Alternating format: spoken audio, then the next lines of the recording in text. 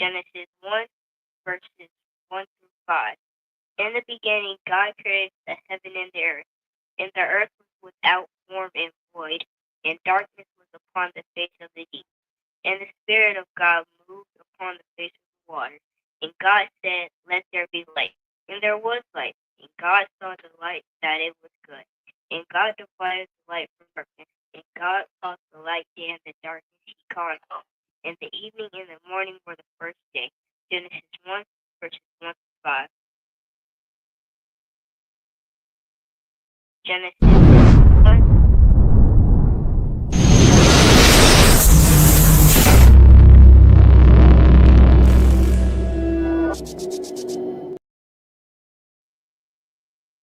Tune in to the MackMan Morning Show. Hold up. Man, this is one of the hottest talk radio shows this side of the Mississippi. We're talking about the MackMan Morning Show, Mondays through Friday from 9 a.m. to 10:20 a.m. Man, get you some on WKRA 92.7 FM. Man, beat me there. Don't meet me there.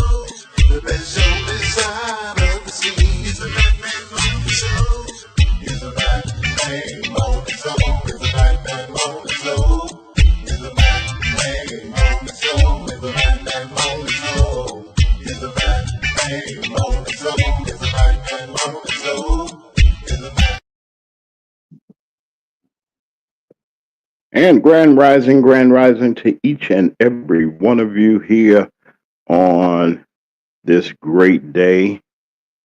Welcome to the MackMan Morning Show. I'm James Mack. I am your host.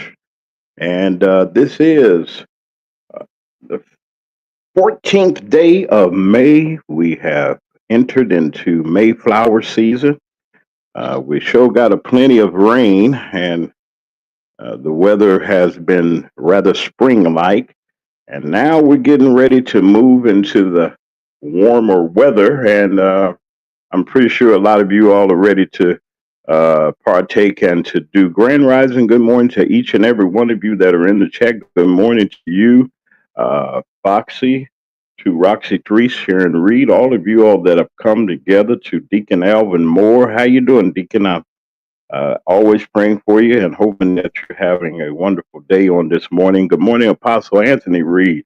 I'd like to say good morning to you, sir, as you go about your daily routines. I like to say grand rising, good morning. I'm trying to get this thing together when you say good morning. You're like, good morning, grand rising, MackMan Morning Show. Everybody that's here, I wanted to shout out to all of you all that have been our faithful listeners and supporters for what we're doing. And I'm just grateful to be a part of your morning, and you let us be a part of your morning.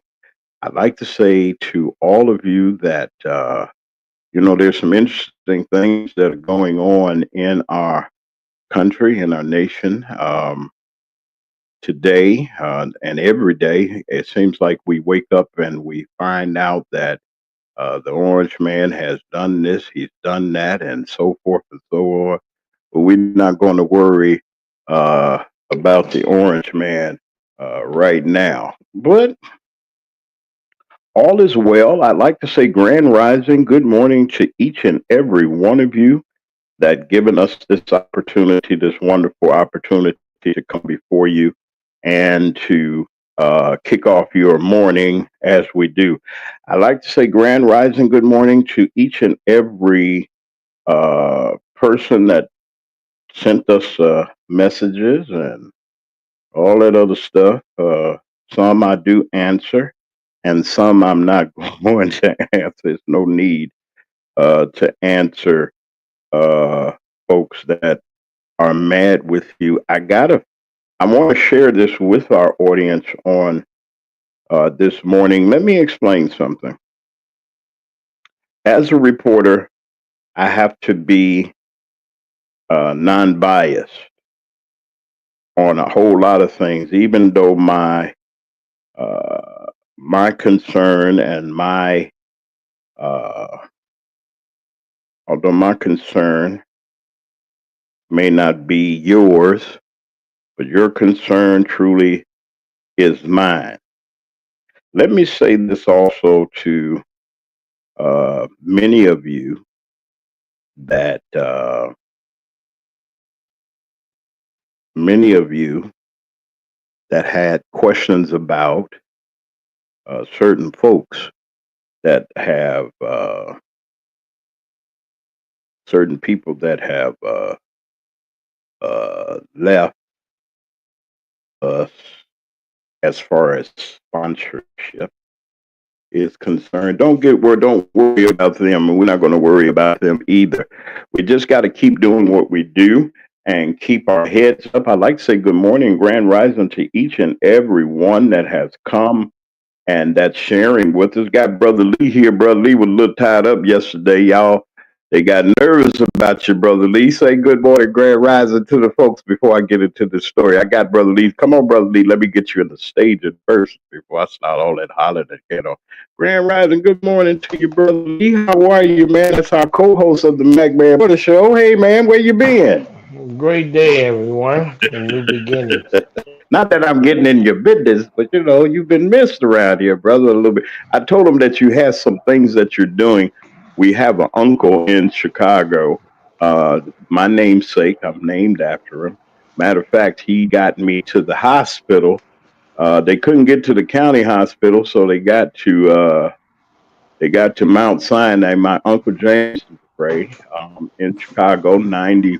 I think he's 91, if I'm not mistaken, 90, 91, something like that. He has a birthday coming up real soon. And I got a special birthday coming up real soon. I'm going to talk to y'all about it. And let's see. Hey, Foxy's here, and everybody's here. All right. Now that I see y'all just hang on one second. I got a little house cleaning to do. Good morning to each and every one of you that have come and that have been here. Grand rising to all of you. Like and subscribe if you like. It doesn't cost you anything to like and subscribe. I got a bit of information. I want y'all to stand by. Say good morning, Miss Foxy, to the peoples. Foxy to Roxy. Three is here with us from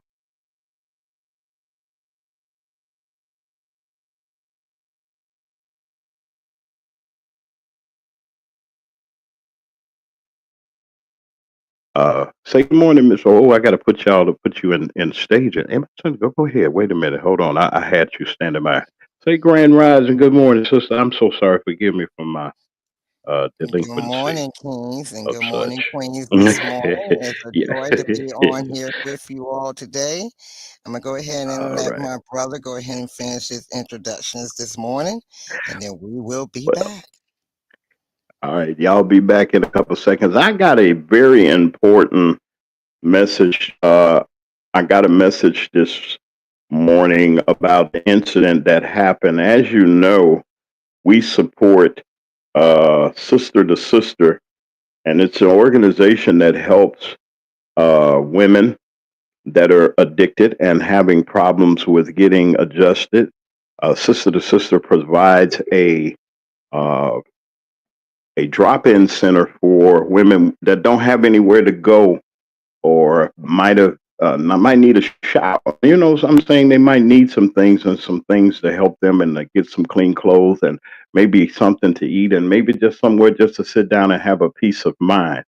And I'd like to salute our dear friend, a dear friend of this show, Miss Tricia Henderson, who is the founder of Sister to Sister, the organization that helps women that are struggling with addiction. We got some news on this morning, and I want to share this with you right quick. There was an incident that happened to one of the ladies that she serves, and she served hundreds. And when I mean that, I mean she serves hundreds of people uh, in the greater Memphis, Shelby County area, especially in Binghamton. Well, I got this message this morning. One of the sisters that she helps and one of the ladies that she helps at her drop-in center was brutally ran over by somebody. It was a hit and run accident. I won't call it an accident. It was a hit and run assault. The person just kept going, backed up, looked and looked on the ground, saw the young lady on the ground and kept going. You know, we got some heartless ass people out here. I said it. Y'all ain't got to say it. Charge it to me. You know, all you perfect folks out there that's so holy and so religious that think y'all don't cuss or say anything. It's not a cuss word. It's just an expression of how I feel. And if that's your case, then that's fine. Y'all ain't got to cheer.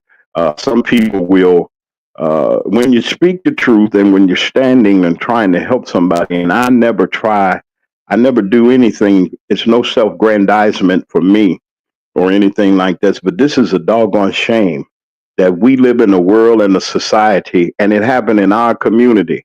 And I have to say our community because these people look like me. It's a shame that black people, we're so heartless and gutless now. We'll never get anywhere being heartless and gutless. We won't support businesses.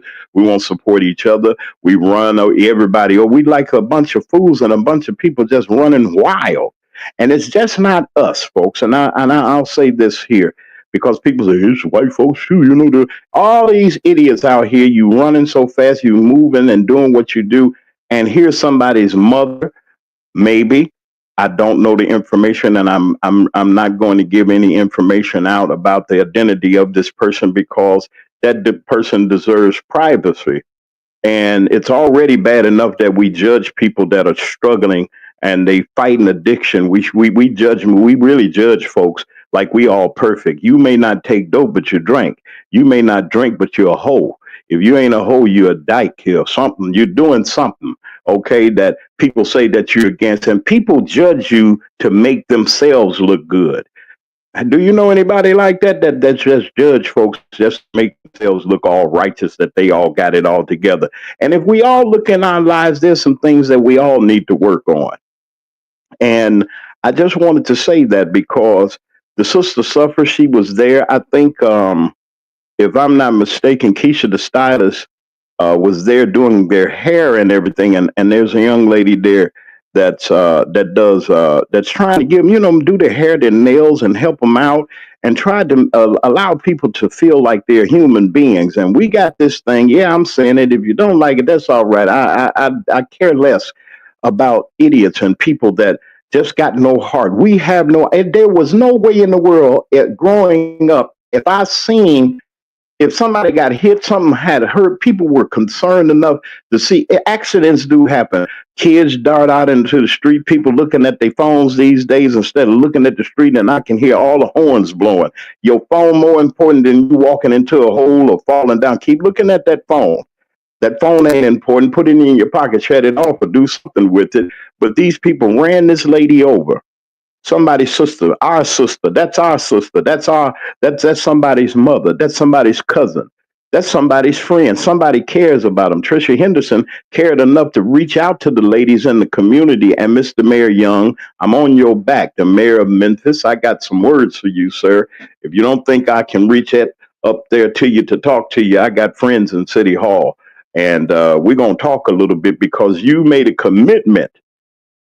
You made a commitment to Sister to Sisters organization, and you have not fulfilled it. So I'm on you too. See, they say, James Mack, why do you do this and try to help folks and do this and that, and you need help yourself? Well, we all in this boat. And if I can't reach my hand out and use this platform to try to help somebody right here in this region, whether it's here in the Memphis, greater in Memphis and Mississippi, Arkansas, or in Tennessee, it's just not here in the South, but I know people all over. And just because I know you don't mean that I'm all that or anything, but there are people that I know all over this country. Okay, if it happened to you, you would want somebody to say something. Look at that picture, y'all. And this lady's on a ventilator. She can't, I mean, she's really tore up. And I'm praying for her that she recovers. I'm praying for her that when she recovers, that she will accept the help and offer or continue to do the things that she needs to do to get herself to where she needs to be. We all got a lot of issues here and we got a lot of opinions about things. You know what I'm saying? Your family kind of messed up too. Okay, there's some folks in your family that's messed up and doing some things and doing dope and doing everything else out there in the ether, as they say. Y'all doing some things. You know, so who are you to point your finger at somebody and tell them that or judge them for what they are? And somebody had said to me, says James Mack, they said they ain't gonna support nobody. You know, folks don't support nobody. My job is to put the word out. Wait a minute, I'm looking at something. I'm sorry, y'all. I shouldn't be looking at all this foolishness and stuff. But I'll fix this. So we're praying for this. I even if I had the identity, I wouldn't tell y'all because you know some people are people these days are so they sick in the mind. You know, like we don't have no kind of love for each other. We got to love each other, folks, and help each other. What's wrong with us?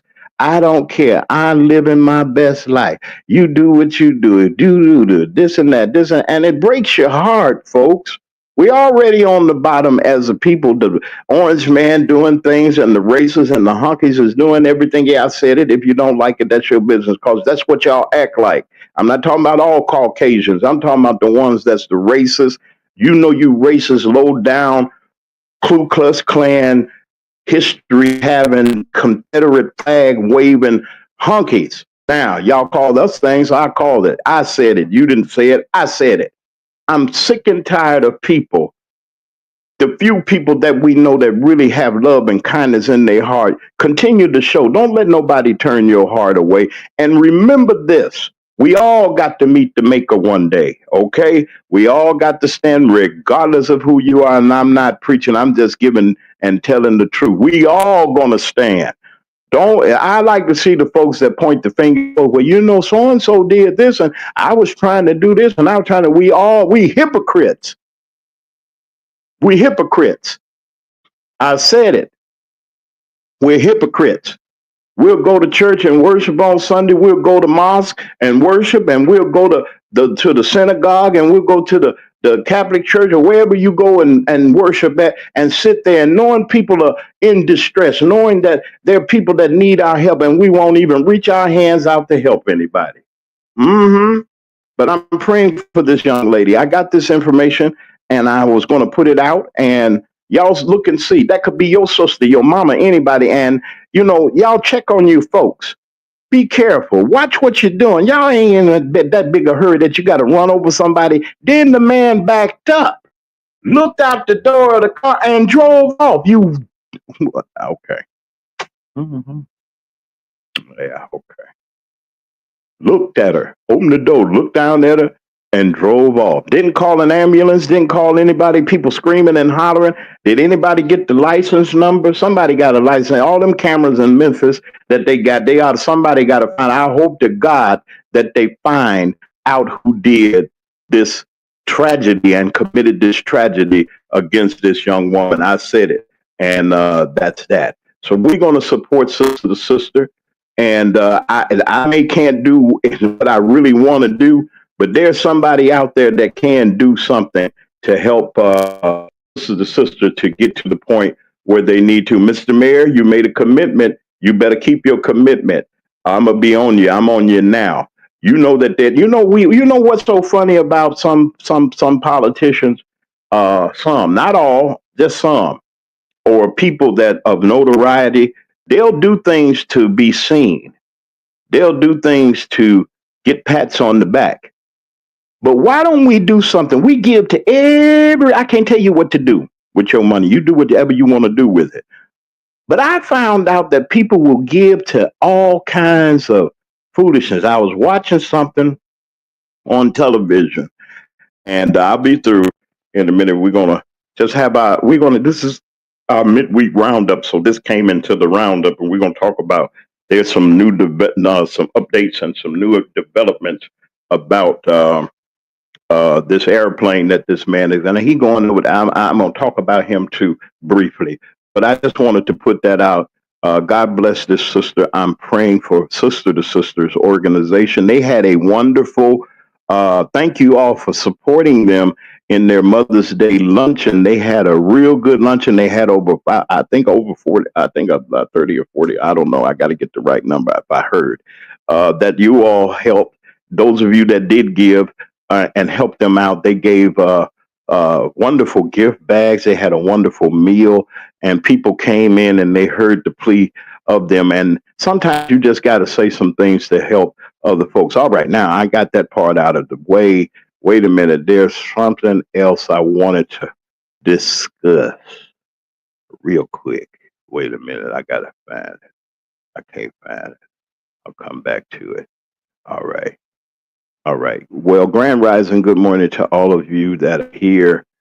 And I wanted to say that we were preparing, this is as we prepare to go to our first break, and we're going to bring our kick our day off with our panel, and we'll be right back in the after the commercial. But before we go to the commercial, I wanted to say someone had sent me a message, and they said they would like to advertise. Why people are scared to advertise? Don't be scared to advertise. You never know what.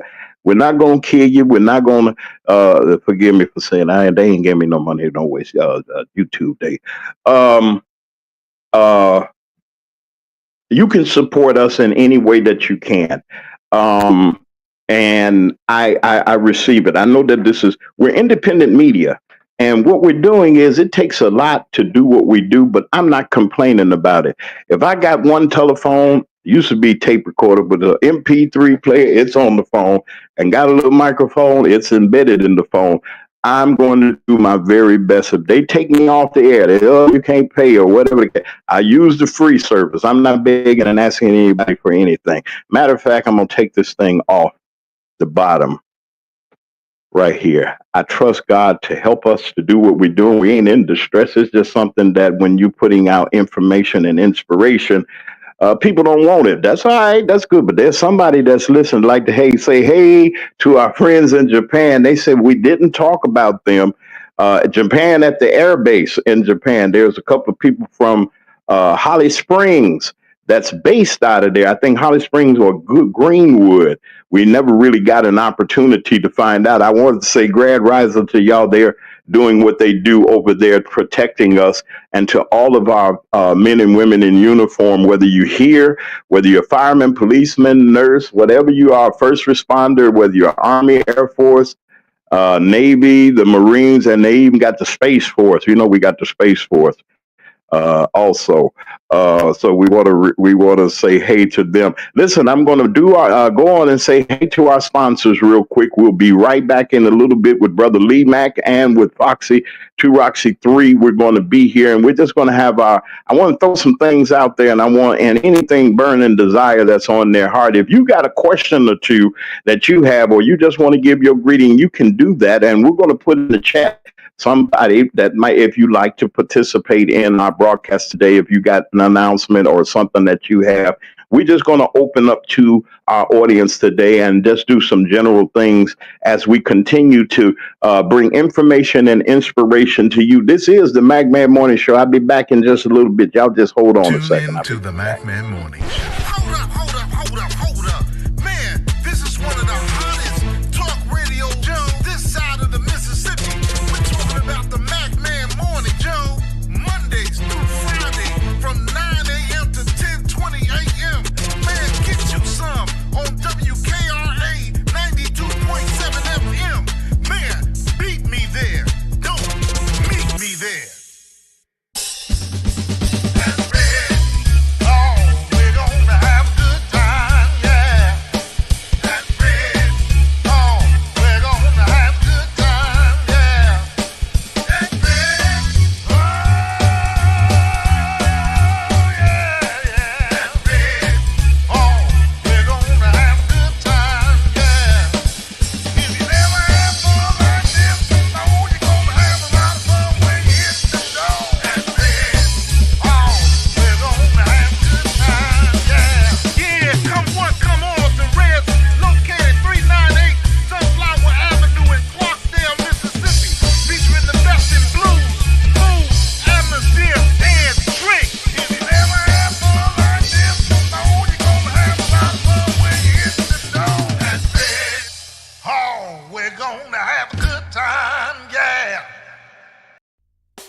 Your home should tell your story. It should be stylish, comfortable, and uniquely you. Here at D. Harris Interiors, we don't just decorate. We design spaces that reflect your personality, your lifestyle, as well as your dreams. Whether you're revamping one room or you're transforming an entire space, here at D. Harris Interiors, we bring creativity, expertise, and heart to every project. Great design starts with connection. And I do take the time to understand your vision and to bring it to life with beauty and intention. So, are you ready to fall in love with your space all over again? Well, you just give D. Harris a call at 901-303-8099 to schedule your personalized consultation today.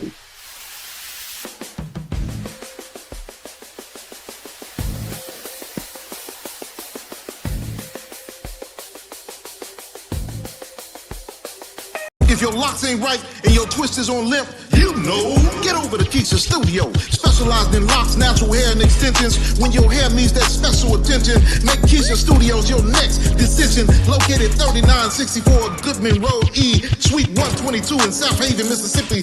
Call 901-650-9487 for your appointment at Keisha Studios. You know. Tune in to the MackMan Morning Show. Hold up. Man, this is one of the hottest talk radio shows this side of the Mississippi. We're talking about the MackMan Morning Show, Mondays through Friday from 9 a.m. to 10:20 a.m. Man, get you some on WKRA 92.7 FM. Man, beat me there. Don't meet me there. And we're back on the MackMan Morning Show. Grand Rising to all of you. We're here with our panel. Our great and wonderful co-host of the MackMan Morning Show, Brother Lee Mack, is here with us, our chief commentator and chief contributor to our show. Great to have him here. And our wonderful guest commentator, from Foxy's Angel Zone, Foxy 2, Roxy 3. I got that right. See, I told you I could rhyme a little bit. And we like to welcome them here, y'all. They say good morning to you. I like to start out the conversation, and like I tried to tell people, that we're living in some weird times right now that people are not aware of, and they trying to catch on and everything. And I just believe that if you, how can I put this? Just have trust in God. It's going to be all right. It's going to be all right. And all things are going to be well. Listen, I got a little something. I'm going to start the day off with something. Wait a minute. Let me see if I can find it. Let me see. Y'all know that, and I'm not giving credence to this fella, but I got some concerns about this airplane. Mhm. Y'all know that the man that The orange man went to, wait a minute, hold on a second. Blah, blah, blah, blah. Let's see. This man, Rascal, this plane is worth, it's a $400 million, I don't know, a house, a mansion, or whatever it is. It's a palace in the sky, as they say. And the orange man lied and said that the airplane, wait a minute, that the airplane was free. They gave it to us for free. Now, you know good and well, ain't nobody, no one, and it's in MSNBC this morning. I'm just going to pull up a little bit of what I was reading, and I'm not going to read it. I'm just going to show you what they're talking about here. Let's see what is going on here. Here we go. All right.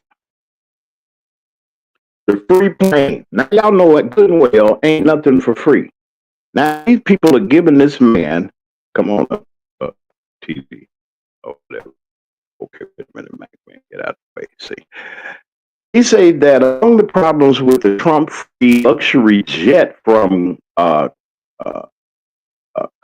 is not actually free. Let me tell you what they got to do with this airplane.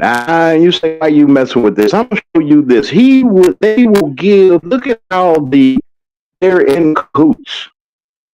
Now, when he flew in the South Africans, or he's still flying them in, they're still coming in. He started out with 50 or so to see what y'all was going to do. Nobody made any noise about it, I guess, just us. And these are the apartheid South Africans. And this is what they say the reason for them bringing these people into the United States. I'm going to talk about this airplane. I want y'all to just look at that just a second, not the man and the trailer, but just look right here for a second. This man went over there. These white people, Afrikaners, they call it. I wouldn't even put that on their name because they have nothing to do with Africa, their blood or nothing, unless they didn't got with one of the brothers or something over there. You know they hate our guts. They're the minority over there. Now, if you go back a little bit, and this is why history is so important, and they call us woke because we're constantly reminding them of their history that we were involved in. They snatched us into this. I'm talking about the Caucasians. I'm trying to be nice as possible. And they said, get this, I said this yesterday, that they were under racial oppression. This is the first little topic I want to talk about. And I'm not talking about him per se. He's just the tool of these billionaires to do this foolishness that he do. I've never heard of a president of the United States receiving any kind of gift like this. And he's going to take it. Let me tell you what else he's going to do. He's going to allow, that's why I say ain't nothing free. It's going to take at least $4 billion, at least. They ain't telling us everything. To retrofit that plane, they got to go through it boat by strip. They got to go in there and see what's going on before it could even be airborne or put on as the United States of America or its name and the seal of the president. I found out this here, Brother Lee and Miss Foxy, I found out this, that in order for the orange man to get this plane, Congress has to approve it. And you say, oh, Lord, now he's got to go to his folks. Let's see what they're going to do with this. In order for him to receive any gift of any kind, wait a minute, let me see if I can find this thing and show y'all what's what and who's who. Let me see if I can get it. Hold on a second, y'all. Y'all be patient with the MackMan. Right quick. I think I got it right here. Come on, get on out the way. Okay, wait a minute. And I'm going to send it over. Y'all pray for me because I'm trying my best to use the equipment that I have. I'm not ashamed to use it, nothing like that, but I'm grateful. Wait a minute, hold on. Oh, we're going to save it. I got to save it. Thank you, Jesus. All right. There's some facts that you need to know. All right, I got it. There's some facts that you need to know about this orange man and this aeroplane. All right, I'm putting a graphic up. Y'all just be patient 1 second. I ain't gonna be long. It's coming up right now. Come on, so I can show them this. Let me get this out the way. I don't even want to see this right now. All right. Alrighty. This is what I'm talking about right here.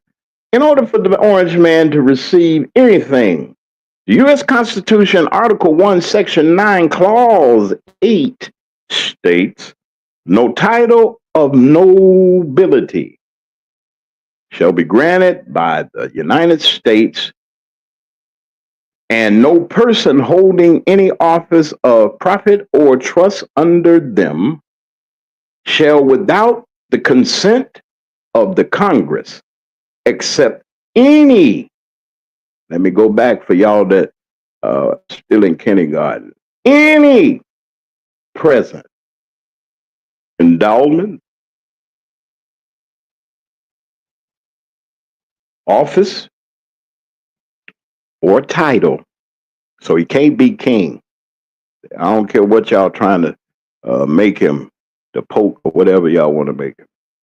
He can't get no title, no nothing of any kind whatsoever from any king. That mean the king over there in Saudi Arabia, the prince. That mean that man over there running for he running the business for his father as the prince. He's the royal prince. He's his highness. Or foreign state. That goes for Russia and anybody else. Now, the orange man say, I can do what I want to do. I want this $400 million plane, and I'm going to fly. And his kids are over there making deals. You know, they had to cut the deals off after he wasn't president. He didn't have the juice that he got, nor the office that he had, because President Biden was in there. He couldn't do so. All bets was off. Now, let's not forget that $1 billion was given to his son-in-law and his daughter to be to use as investment in brokerage. You know, his daughter's his son-in-law, the crook, is over there. You know, he went over there and made him a deal, $1 billion. You can't do that, but you can if you're white. If you can, if you're a Trump, you can if you're a Republican. Good morning to Diane Black, our wonderful Congresswoman, to be from the 1st Congressional District of Mississippi. You need to be there. I wish you were there, because I know Diane would have said something about this. Why you put emphasis on this? Why in the world? Okay, fuck that, got you. Why in the world? I hope your pastor ain't getting mad at us or nothing. She said she's on the phone with the pastor. Well, tell the pastor to tune in to the MackMan Morning Show if you want to hear something. I don't want to make you mad. I don't want nobody's pastor getting mad with any participant on the MackMan Morning Show. If you got something to say, you can say it to me. I'm not saying that to your pastor, Foxy. I'm just talking about some of these collar wearing folks that think that they know something. All these folks that think that they got the power, they ain't got none. So, you know, I'm talking about them types of folks. Well, here we are with $400 million worth of metal, bolts, wires, and everything. This man said he's going to receive, and under no circumstances, unless Congress, now this is where the trick is, that the Congress approves of it. Well, the Congress, by a nose, has a majority. Hey, Lee. Okay, okay, he's back. Brother Lee is here. I got y'all in staging, and I just want y'all to listen. Just a couple more minutes, a couple more seconds. I got to pull this up. Where is it? Okay. And what are you going to do with this phone? You got to retrofit this plane. This plane has to be brought up. It's going to cost billions. So it ain't free. We praying for it. So it's just like he's going to, which it is a used plane. He went and got a used car, and they're going to trick it out for him. Now, in this plane is gold, lined with gold. I want Foxy and Lee to come in. Y'all come on in if you want to. And I heard about this. I think you brought it to my attention, Miss Foxy, that this plane is laced with gold or something. Come on, tell me about the information that you have on this plane. I'm trying to get some more information, but come on in, Lee and Foxy. And I'm not trying to boast that man. I'm just trying to say, what in the world is this? Have you ever heard of such foolishness? Come on in, Foxy, and give us some any information that you have on this jumbo jet, the 747 that they built for the king of Saudi Arabia. Talk about it for just a second, if you can. Brother Lee is here. Come on, Foxy. You can come on in. Oh, she's still on the phone. Come on in, Brother Lee. What? Okay, and I want to ask you, Brother Lee. I honestly want to ask, and I want your honest assessment of this. Now, should it be a free for all? Should we be just going and do what we want to do? What's behind this and his deals that he's making in Saudi Arabia? Can you help us out a little bit, Brother Lee, to understand what's going on? Well, I would say this first. Okay, the United States as a government still haven't found out or dug deep enough into the details of that assassination that happened in their country of a U.S. citizen at the embassy. Yeah, that reporter They still haven't gotten to the bottom of this, or if they have swept it under the rug. And it's a conflict of interest. These are all things that people should be aware of. It's a conflict of interest. You don't take any gifts from any government, not of that significance. Yes, presidents have accepted gifts. They got a stockpile of gifts in a warehouse of what presidents have accepted from governments. Pens, hats, watches, and other things like that. Even symbolically, they'll accept a gift. In symbolism only, they won't actually take the gift. They'll accept it in the media, but they have to turn it down because it's not allowed. Because it's a conflict of interest. Here's the thing about that plane that you're talking about. Okay, you have to understand this. Everybody has to understand this. That plane is for any other word, it's a military plane. So it has to be up to military standards. It's not a civil. It's not a civil plane where it's not a commercial plane. It's a military plane. Air Force One is a military plane. It's a fact. You can look it up. It has missiles in it. It has all kinds of anti-aircraft, anti-missile equipment on there. It actually fires missiles and things of that nature. So, I mean, for a plane to have that kind of things all attached to it, it has to have a certain kind of standards it has to reach. And yeah, it sounds like a nice gift to have, but in actuality, it would take more to actually, okay, here's the thing. The government can't accept it because they'd have to literally rebuild that plane from scratch. They'd have to take it apart and then put it back together. And some of the equipment that they're using, some of the materials that they're using on the plane are not up to our standards. So when they built the plane, they have to deal with the Defense Department when they're building that plane. If they didn't build it with the Defense Department's oversee on it, then it's not gonna meet the snuff. Yeah, why would you put a president in something that the Defense Department didn't have any say so in building? So yeah, it's pretty as it would only be a museum piece that people can go and see and walk through. They could put it at the Smithsonian Institute and let you go see it, but it can never take flight. It can never have Air Force One on it. And he knows that. I mean, anybody in the military would tell you that, that plane will never have a president in it. Or because it just doesn't reach the standards. It's got so many regulations that a plane has to meet that plane will never meet it because they were never inquired about how to build it. So it's just a pretty toy. It's a toy that he'll never fly in, and they'll never allow him to fly in because he's a president, because it doesn't meet the code. That's a fact. CNN or CNBC can put all they want on there and say, see, they won't give you, this is what I'm trying to say. News will not give you the facts. They'll give you what they want to give you. Sometimes the news, I ain't going to mention all of it, but this is an example of nonsense. This is an example of nonsense. They show something out there. This is a distraction from what's really going on in the government, and it show not a gold-plated plane.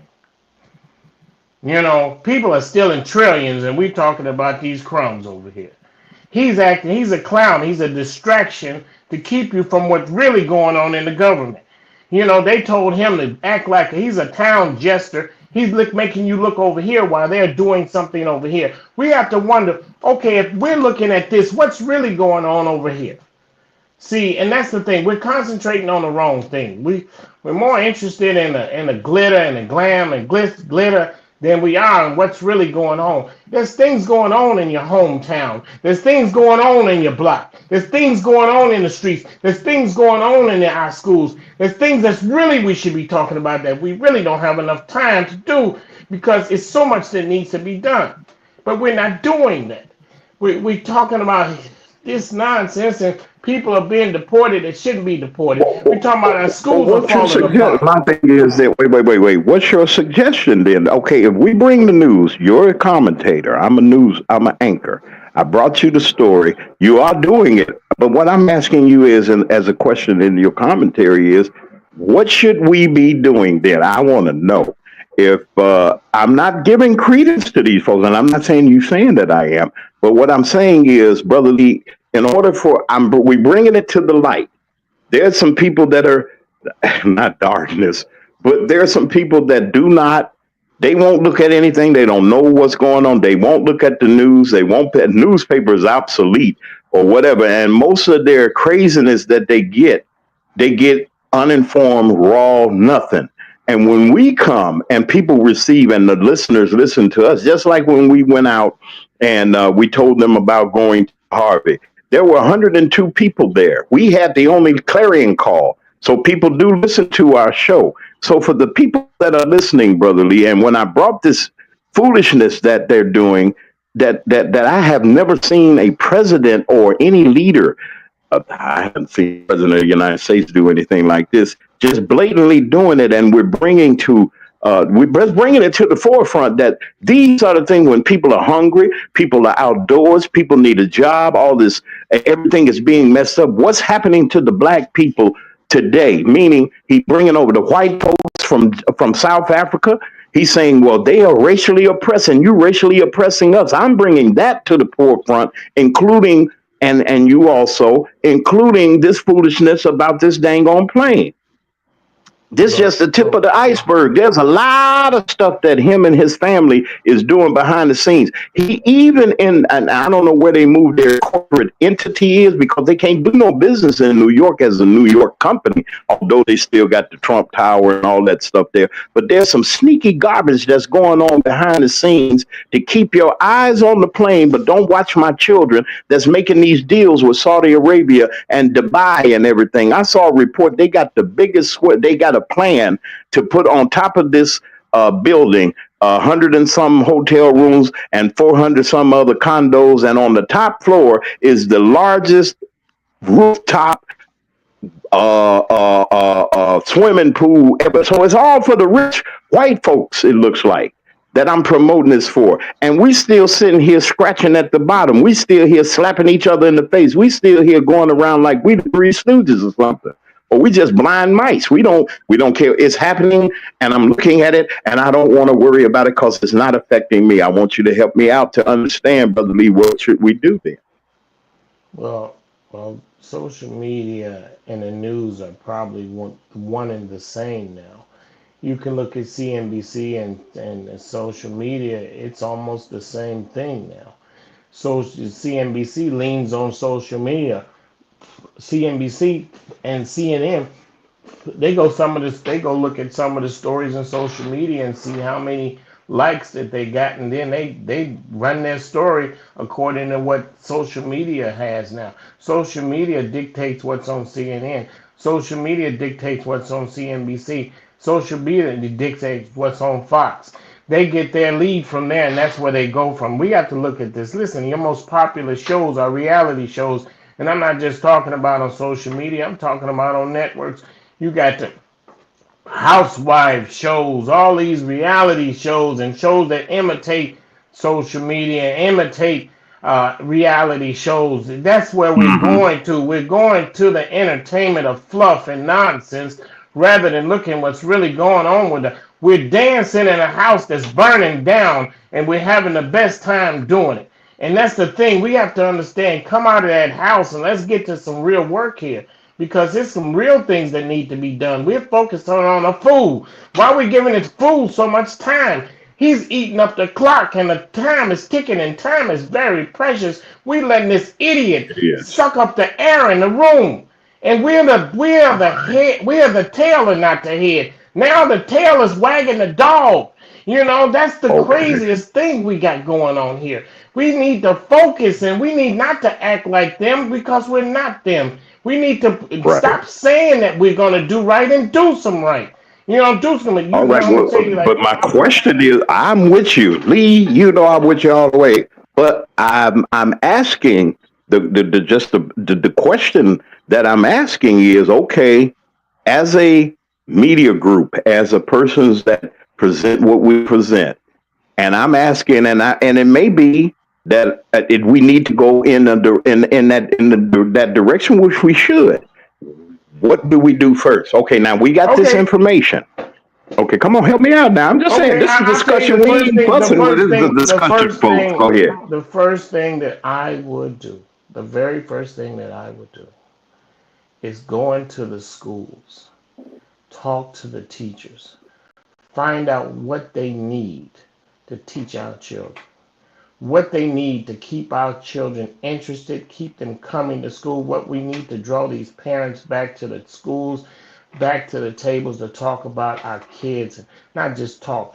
Start making some progress on teaching our kids about our history and learning about what they need to get them where they need to go in this society. Feed them real information and not this ABC 1, 2, 3. They need to know about how the banking system works, not at high school, in grammar school. They need to know about percentages, not at high school, in kindergarten. They need to know Mm, about these things because we say the kids are not capable of learning like that because they're too young. But give them a phone at 2 years old and they can download apps and get into these apps and work these games. So they have the aptitude to do it.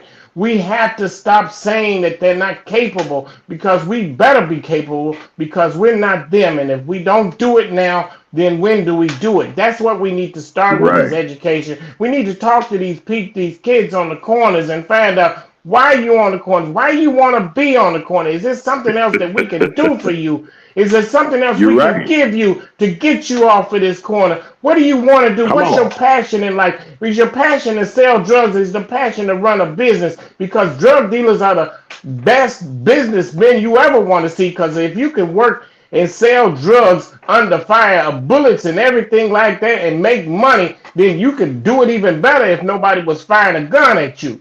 If you could give them something Sad to thing. do, see, and that's the thing. See, we Come look at on. them and say they're hopeless. No, they got potential. When you can see a kid sell drugs and dodge the police and make money and dodge bullets, you know he's got the aptitude to run a business. He's got an aptitude to sit in a corporation and make decisions because he can make it under fire. So that's the thing. We look at each other and say, no, they no good for nothing. But you ain't showing you what they can do under the circumstances. So they got the potential. Those are the things we should go and going to the corners and doing those things. Finding out why these kids are working at McDonald's. What's your passion? Talk to them and say, look, you got a goal in mind. And we need to give them goals in mind. It's places that things that we can do right now. That's what I'm saying, my brother. Whoa. Now, that's what we got to do, get off our ass and do something about the situation. That's Brother Lee Mack, our co-host. Y'all got a shot of him. I had to put you up there, Lee, because you was going, brother. I tell you, we got a handkerchief for you. And everything. No, I'm not going to say it like that. You're absolutely right in your assessment, Brother Lee, because I know that with the power of communication, uh, Foxy, and she's back with us. With the power of communication, Brother Lee makes a really interesting assessment of what we should be doing. And I'm not saying I got to bring a story, okay, and something, and it's for discussion's sake. A lot of times, people in our community and around are so busy doing any and everything that when they come into the house and hit the TV, now me, I haven't looked at regular television as far as ABC and all them other folks as a regular viewer because I can get the reruns or the show before or whatever the case may be. I see millions of people on this platform that they give to us to shoot our live signal on, and people are listening. Somebody's listening, they're listening and they're wondering. And the same thing that I've been asking the same question. What in the world where do we start? What do we need to do? And what Brother Lee was saying is, first of all, in order for us to even do anything, we got to go into our community, in our schools, on the street, wherever it is, to be proactive and to at least get the information out to people. Now, I'm speaking because when you look at this, when you look at everything that's going on, and that man, he's there, whatever the case may be. We just can't ignore him, Foxy. But then we got to bring out the fact of the matter is because people, we said all last year when we heard about 2025 coming, the Project 2025 coming out, the actual book or the actual plan coming out, and went through it. We here at the MackMan Morning Show started warning folks ahead of time. Look, folks, what the way that we've been living and the way you've been comfortable so far, good, bad, or indifferent, is about to change as soon as he gets in there. And my doggone Foxy, what did he do? He did that answer. Well, come on now, Brother Lee said that we need to be on top of some things in our community. What do you say, Foxy 2, Roxy 3, guest panelist? Come on, Foxy, talk to us. I have to agree with Brother Lee. Yes, we do need to be on top of it. We have to stay aware of everything instead of pushing everything under the rug or it has nothing to do with me. Yes, it does, because it trickles down. If you don't, you got to deal with it at the root and bring, after you deal with it at the root, then you can go ahead and do what you need to do. But right now, if everybody just sit back and just, whoa, whoa, me, nothing is going to happen. Nothing.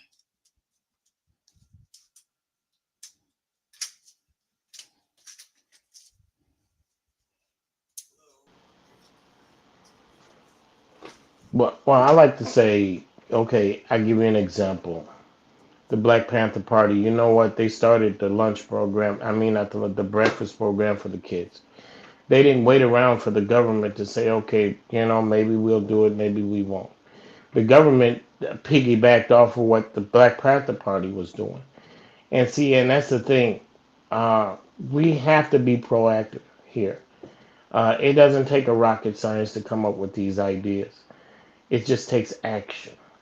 And the thing is, we got to stop being so monetary, we so into how we look now. We spend more money into to to looking rich than actually trying to get some income, trying to get some generational wealth. And that's the thing. We want to look rich without being rich. We want to spend every dime we got on looking good. And the rich are spending every dime on getting money. And you can't tell they rich because they don't care about the looks that much.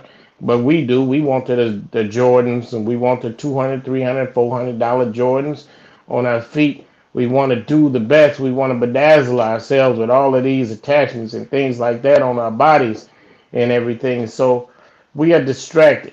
We are very distracted. We got to get refocused because our so-called black leaders or leaders in this community are not interested in us excelling, not interested in us elevating. Even the pastors are not interested in us elevating. They don't talk about how our kids are straightened up and not be looking at these phones while we're in church. The pastors don't care. And these are facts. You can look this up. I want people to look up the stuff that I say and call me a lie. I want you to follow up on me and say, Lee, I caught Brother Lee in a lie, and Brother Lee is lying. When you go to church, if you don't see a kid on the phone, you call me, you text me and tell me, look, Lee, Brother Lee, you're lying. because I seen it in church. I seen it Yeah, me in too. school. So when the pastor says nothing about this, he don't want to offend the mothers. He don't want to offend the sisters, the grandmothers. He don't want to offend anybody because he wants you to put those ties in that basket. He wants to keep getting. He'll walk with the devil if it's gonna put something in his pocket, and that's exactly what these pastors are doing. They holding hands with the devil because they won't speak the truth to the people in the church. They won't tell them, look, your kids should be dressed a certain way. You shouldn't be able to wear a hat in church now. Now you can wear a hat, pastor won't say nothing. You can dress any kind of way, pastor won't say nothing. You know, you can wear your cleavage showing your titty could be popping out. You can see the nipple, pastor won't say nothing. You know, you can wear your pants around your butt, pastor won't say nothing. He's supposed to be the shepherd. Now, if the shepherd is leading you like this, how you think the sheep gonna look? You know, this is the thing I'm telling you. These are facts. These are things. This is the truth. If you believe that I'm lying, tell me. Send some Oh, you messages ain't to me. lying.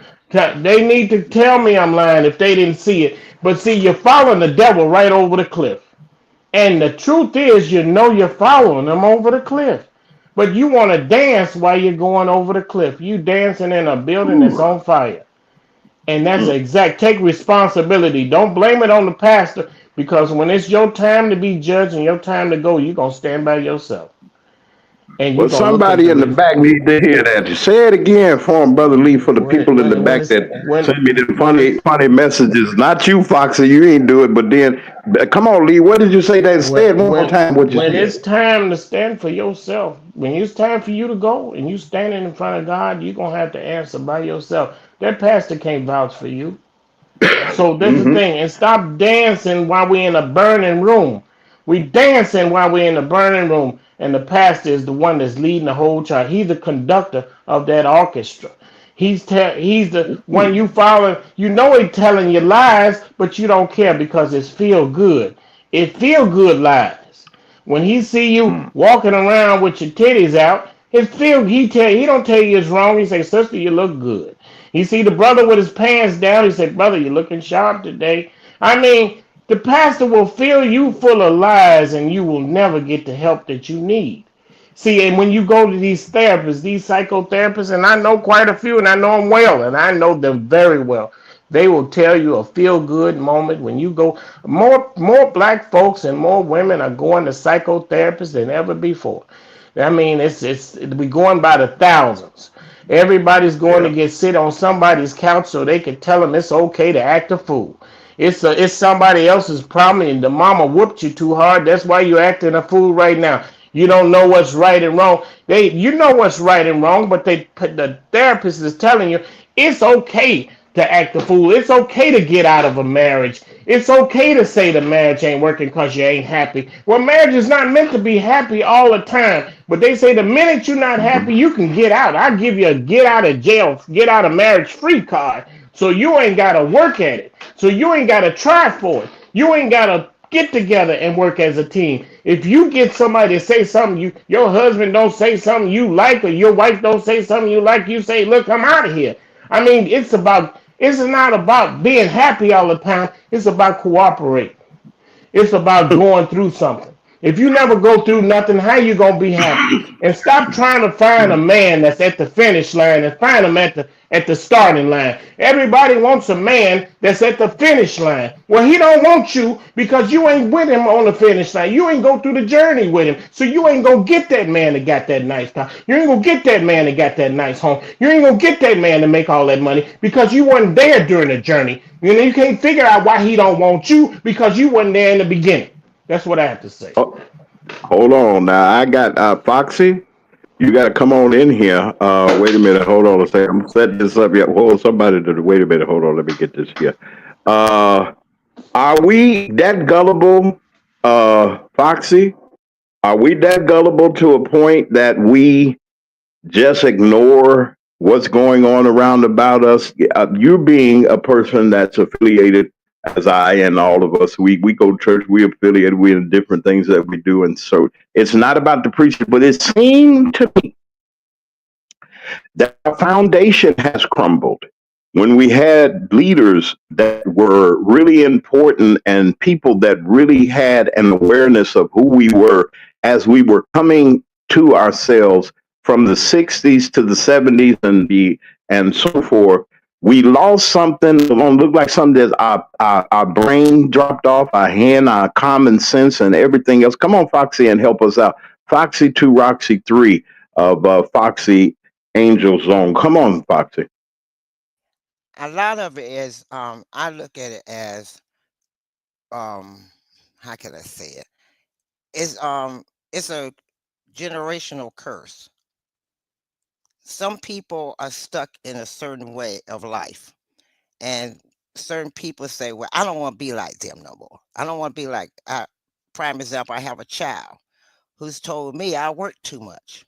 I had worked too much. She didn't want to be like me. She didn't. She wanted a man to take care of her. She didn't want to work hard and achieve a goal. I was with my husband for 22 years. We worked together. When he wasn't able to work, I took over. But I was telling her that you got to be able to also bring something to the table, because if something happened to that man, what you gonna do? You got to have something to back yourself up. Number two, you got to understand, no work, no retirement. Number three, you're going to be sitting up there. Nobody going to take care of no grown folks, no grown person. And it's the mindset that a lot of our generation, new generation, are looking at us, that we work too much. They want everything easy, light. Just give me, give me, give me. I ain't got to really work hard for it. Where we worked hard for what we got. And we was trying to show them this is how you have to survive. You have to work hard. And nowadays it takes two to work in a relationship. You got to, both of you got to work. Can't be no one person. And six figures is a dream. If you're looking for a six-figure man or a six-figure woman, you got a dream. That's a dream. You out there in the clouds, because that's not reality. That's not reality. You have to have two incomes to come into the household to maintain. And the way things are changing and the cost of living is changing, you got to have two incomes. You got to have two incomes to survive. And a lot of people don't want to work. They want to be lazy. They're lazy in thinking. I was telling a young man yesterday, a lot of people are lazy. I can't do this because you're lazy. You don't want to think. You don't want to use your brain. You want somebody to tell you so you can say, oh, if it don't work out, that person told me. No, use your brain. But a lot of people don't want to do that. They don't want to use their brain. They Yeah. don't want to work for nothing. They don't want to think for themselves. They want somebody to think for them. And I'm like, Mhm. you just here. I'm like, Brother Lee, you just here. What you here for? If you can't think for yourself and somebody got to tell you every time what to do, then you useless. So I try to make people think. And I come back to them with something to make them think, make their brain. And when they like, oh, well, Mhm. why is this going on? Think for yourself. Why do you think it's going on? I ask them the question right back to them. Why do you think it's going on? Tell me what you think. Then that makes Uh, them think. But if you sit back and yeah. say, well, this is reason because of this, then they didn't get a chance to use their brain. And that's the problem. Nobody's using their brain now. Look at how all these people falling behind the orange man. And then when you come up and ask them a question, they stand there looking doofus. Hmm. Well, because he said, did you think? Did you read? Did you research? Or he just said? And that's the problem. A lot of people are going by what is said and not thinking for themselves. And when it comes to thinking, they're lazy. That's my point of view on that. That's the You're reason why listening people to are the. I hear you. Watch out, y'all. Listen, we got a good discussion going on. Not just and I wanted to let everybody know that this is the purpose for our show. We're just bringing awareness, and we're letting you know, not letting you know, but just bringing to your. I don't know what had Lee. You come on back. I think he had a problem with his microphone or something. I don't know what happened, but he should be back in a couple seconds. Let's just do this real quick. We're going to come back. We're going to go to our sponsors, say hey to them, and we'll be right back. Now, those of you that have asked and inquired, there's a new feature in our advertising that we have, and I want y'all to spread the news. This is what you can do. You can individually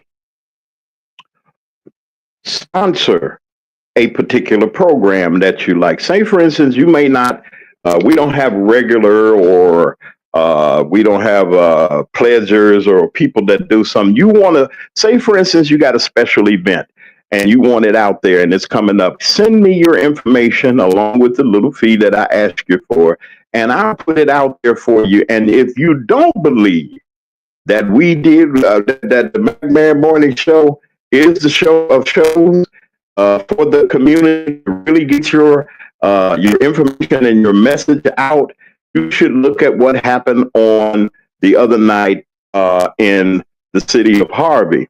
We got some information, and they wanted us to put it out, and they asked for supporters. We did that.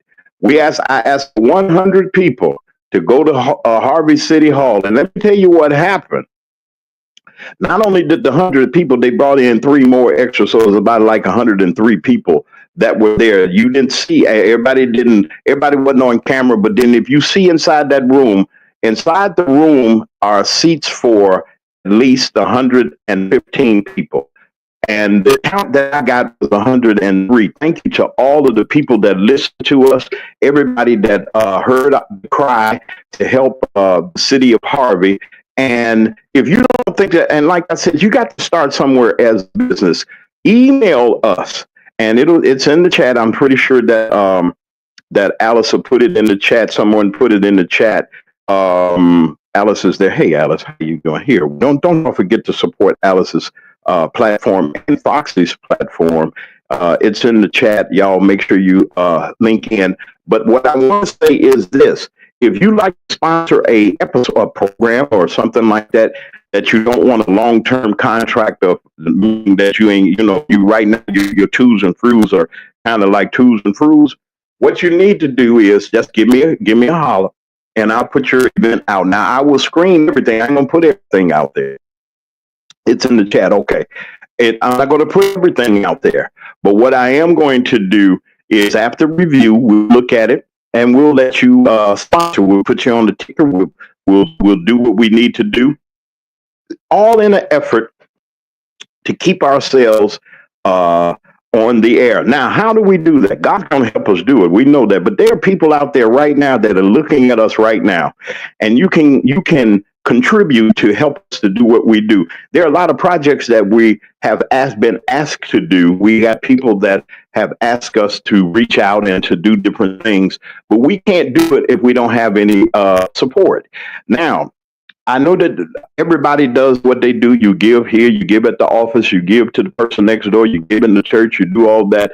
But if the MackMan Morning Show means anything to you, meaning that if you enjoy what we do, you enjoy Brother Lee, you enjoy when we bring in our guests, Foxy 2, Roxy 3, and everybody, and when we do the interviews that we do, if you appreciate what we do, no nonsense, bring it to you, information and inspiration. We ask that you just drop us a line. You'll be surprised at what we do. Listen, we're going to say hey to our sponsors. We're going to come right back. Brother Lee should be back in a little bit. I think if he is not on a deadline, Lee has a business, so we're grateful to him. But we got Foxy 2, Roxy 3 here, and we're going to continue on with what we're doing. And there's another little something I want to talk about, but we're going to go say hey to our sponsors. We'll be right back. This is the MackMan Morning Show.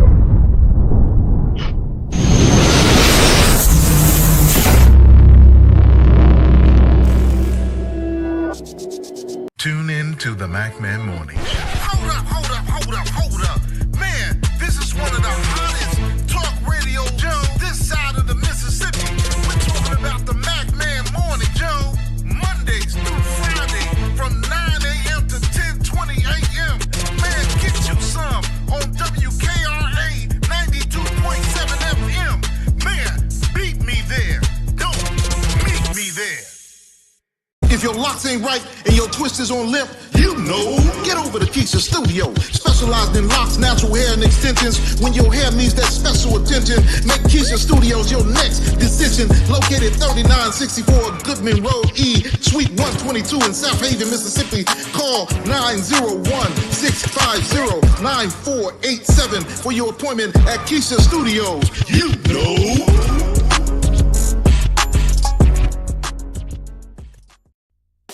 Your home should tell your story. It should be stylish, comfortable, and uniquely you. Here at D. Harris Interiors, we don't just decorate. We design spaces that reflect your personality, your lifestyle, as well as your dreams. Whether you're revamping one room or you're transforming an entire space, here at D. Harris Interiors, we bring creativity, expertise, and heart to every project. Great design starts with connection, and I do take the time to understand your vision and to bring it to life with beauty and intention. So, are you ready to fall in love with your space all over again? Well, you just give D. Harris a call at 901-303-8099 to schedule your personalized consultation today.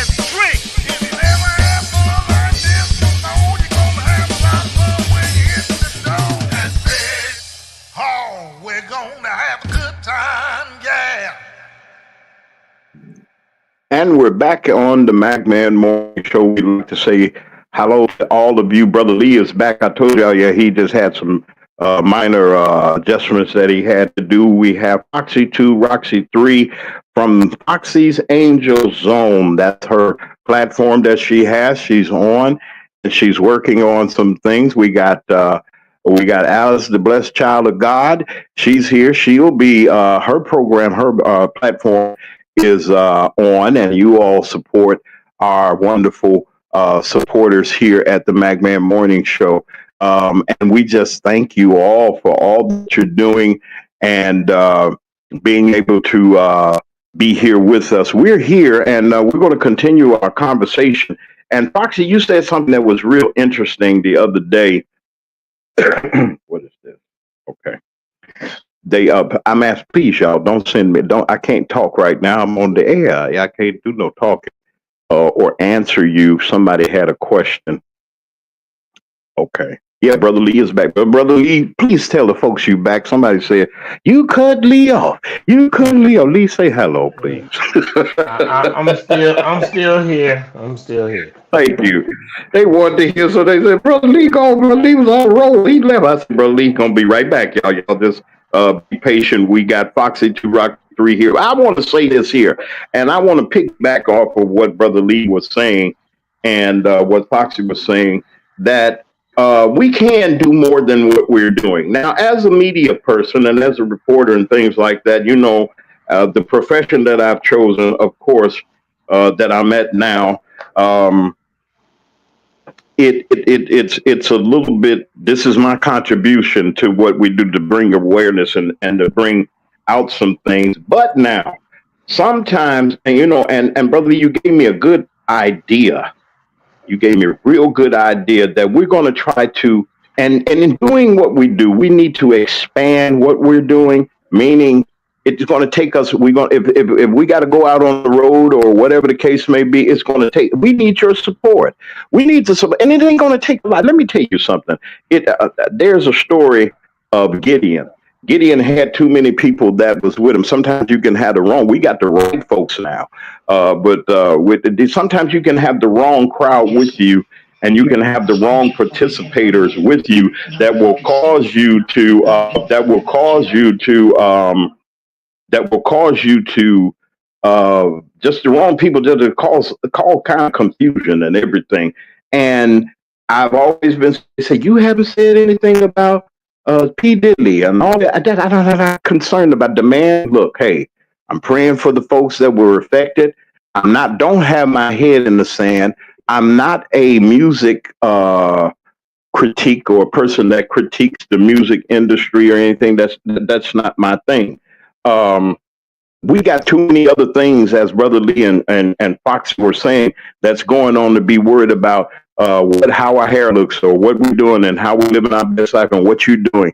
I got a question. I'm throwing it at you, boy. I'm going to throw it. We're going to go a little bit further. If y'all gonna stick with us, stick with us. We're gonna extend. I told you that we were making up. We're trying to get our decision made to go a little further, so that meaning that we're gonna extend the time. I can do that, and just gonna do. We're gonna do what we do today. We're gonna finish our conversation. Let me ask you something. In people raising their children these days, boys and girls, I see a whole lot of things. I see little kids with the toy Mercedes or the Rolls Royces dressed up. They go get them some chains and stuff and put some sunglasses on them, give them a fade haircut, and give them some jeans with a hole in them, and say, "Look at look at this baby. The baby is flexing or whatever they call it. Well, we used to call it showing out or whatever." The little girl got more hair than anybody because you extended it. I'm not dissing you for how you dressing your tradition. What you want to do, God help us. But they got makeup. I seen babies with makeup on. They made these babies up, call them glamour shot. I call it it's some funny business behind that. What are we raising today when you say when you say, and I want both of y'all to get in on this, say this, that what I'm getting ready to say.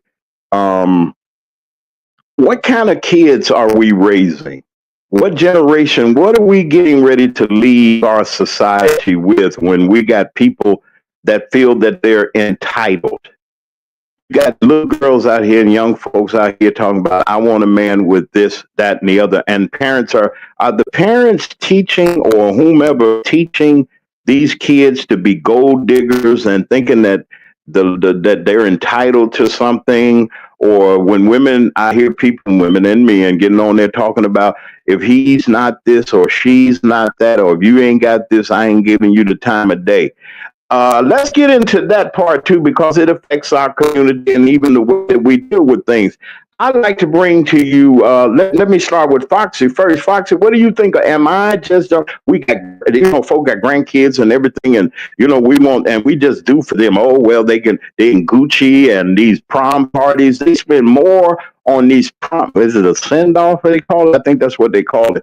They spend thousands. Some people spend a whole lot of money for that one child to come out of the door with, you should celebrate your children and you should celebrate that opportunity.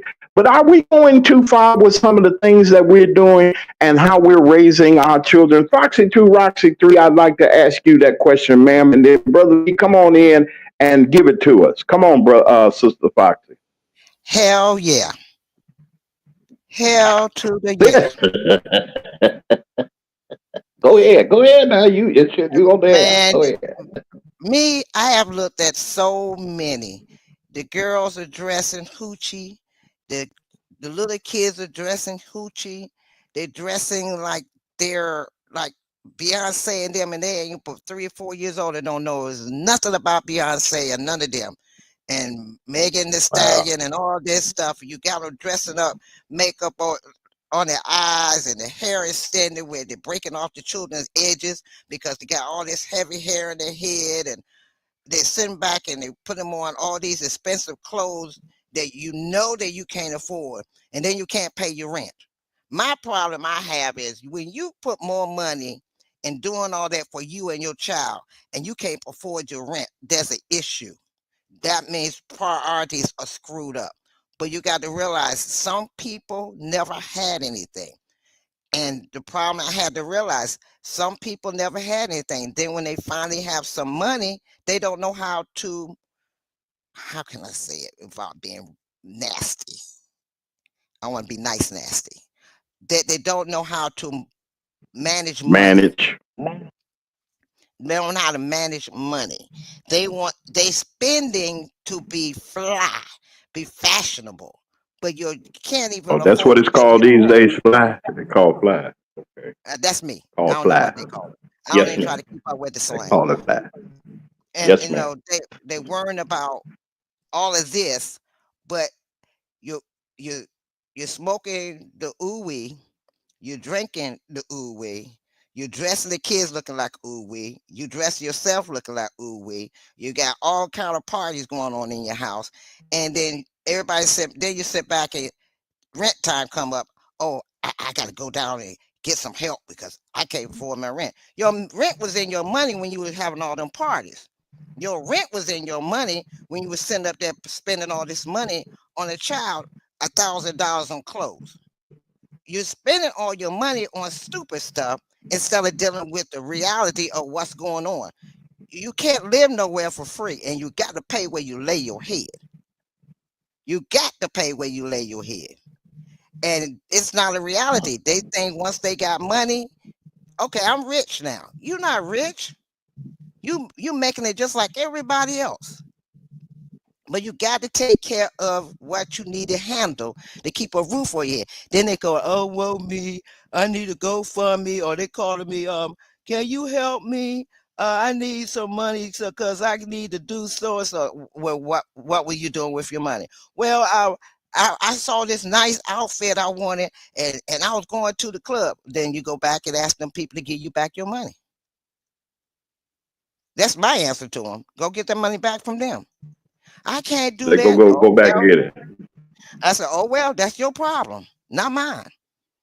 Next time you'll know not to spend it. And it bothers But me what is it? because But go ahead. Go ahead. I'm sorry. Now I hit my the hand. reason a lot Go of ahead. it is because they okay. A lot of people want to live on a champagne budget with a beer budget. You got a beer budget, but What you say? you want to live like you got a champagne budget. Okay. You want to keep up with the Joneses Mm. that's out here working, but you sitting back with Mm-hmm. handouts. So the Joneses, they can afford to go out here and buy a bottle of champagne once every 3 or 4 months. You Mm-hmm. are on a beer budget. You can go out here and get a Oh, 40 beautiful. if they still have them. Now that might be Yeah. your champagne, 40. but you definitely ain't gonna be Okay. able to afford this champagne if you keep living the way you Mm. live. I mean, Wow. I'm being straight up. If you're gonna go out here and try Yeah. to live on a champagne budget, then go out here and work and make that champagne budget. But don't sit back on a beer budget and want to live on a champagne budget and then want to cry to That's somebody true. because you ain't got it. I mean, That's that's true. just my Now thought. look, I hear you, brother Lee. I'm turn. You come on with it now. I'm listening. I mean, because this is it needs to be said because it seems to me as we are as we look at this situation for what it is, brother Lee. Have we lost our mind? What's going on? Come on with it, brother Lee. Come on. Well, I say this. The thing is about it, like the sister was saying, they need to make more money. But the thing is not the money that you make; it's how you spend what you got. And they can make more money. That doesn't mean that they'll have more money. And I'll give you an example. The thing is that women make. There's some women, not a lot. There's more women that make more money now than they made 30, 40 years ago. But they spend more money. Women spend more money by men by 10 times. Women spend 10 times more money than a man. A man, I'll give you an example. He go get a haircut, he's done. Woman got to go get her hair stuck on. You got to get the nails stuck on. You got to get the eyebrows arched. You got to get the lashes stuck on. So then she got to go get the shoes, and then she got to go get the dress. And then she got to get. This is all just so she can come outside. And then all that makeup she puts on, it takes about an hour, 2, 3 hours, and sometimes that to put the makeup on. That costs money too because those products do cost. So just for a woman to say she looks presentable, it's going to cost her 10, 20 times as much as a man. A man go get a haircut, go wash his face and iron his clothes. Maybe he irons his clothes. Maybe he has an iron. He puts on those clothes and he's good. He may throw some cologne on. Most men don't wear cologne. So they'll just go out there, bam, they ready. A woman can't get ready until she puts all of that stuff on, and it costs money. That eats into her budget. That's it. That's like eating. To her, to a woman, that's like eating. She can't go outside unless she got all that stuff on. She go outside. She got to have the hair and all of that stuff. Tell me if I'm wrong, because this is definitely what's going on here. And then, the brothers, I talk about the brothers too. I got something to say about them. They'll go get this Hellcat, Dodge Hellcat. It costs over $150,000. And they'll go deep in debt with a $1,200, $1,500, sometimes $2,000 a month car note, which is ridiculous. And the dealer is willing to squeeze him in some kind of a credit plan where he can pay for it.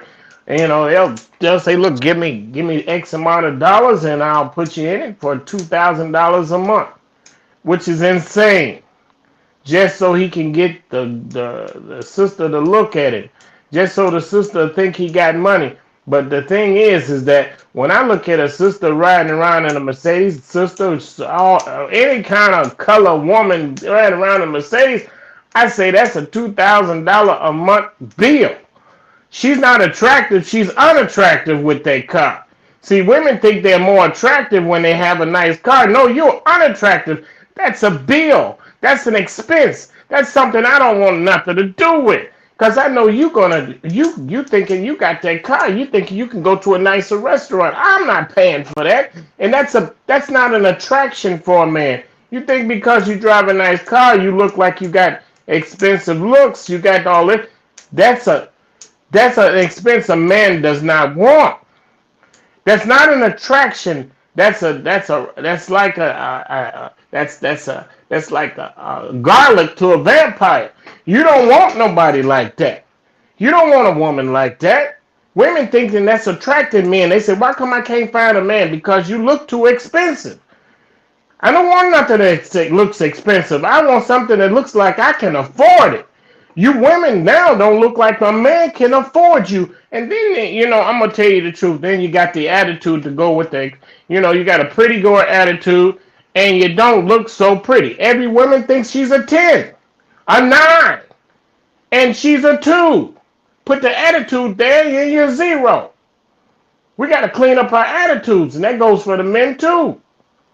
But that's what I'm just telling you, the facts. And then you dress your kids up to look like adults. Listen, they sell those clothes at the Walmart where they got the belly out for the 5-year-old kids. The kids are dressed like the parents. Say it ain't solely. Well, wait a minute. You seen this? Now somebody didn't believe me when I said this. I saw the same thing. I was shocked. I was shocked, man. This is the thing. You take your child. You go ahead, Lee. Go ahead. You go to the store. They sell the clothes at Walmart that look just like the parents. They got the tops and they got the hoochie pants for the 5-year-old kids. They got these things, and then they take the kids to the nail salon now, and they getting their little nails done. Exactly. And see, and that's the thing. That's the thing that we don't understand. We are perpetuating this narrative that's going on out there and asking, where is it coming from? It's coming from us. Here's the thing. You're saying these kids today. Now, I'm going to tell you an example. I just use me example. I'm not the rule. Maybe I hope I'm the rule and not the narrative here, not the example. But see, here's the thing. Like I still have, they're not kids anymore. They're grown-ups, but I raised them to the point where I used to say to their mother, I say, look, we're not going to be their friends because they're not going to like you anyway.